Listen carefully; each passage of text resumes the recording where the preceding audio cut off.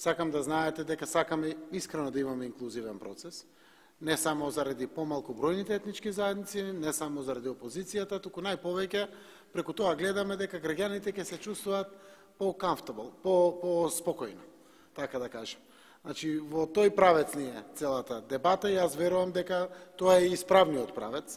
Се отворија и други процеси, ги гледате, има една амбициозност за реформите, да бидат инклузивно вклучени сите, конструктивни со се, делот на помирувањето да почне од парламентот и настаните од 27-ми, окей, нека почнат.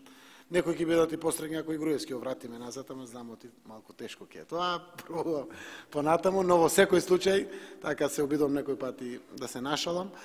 Ни бевте од голема помош, ви благодарам на вистина на присуството, посебно на двајцата професори кои што дадоа влезен дел. Јас верувам дека на крајот македонскиот парламент ќе изнедри комплетно капацитет и сила да решиме долгогодишен спор и да ја отвориме перспективи на Македонија.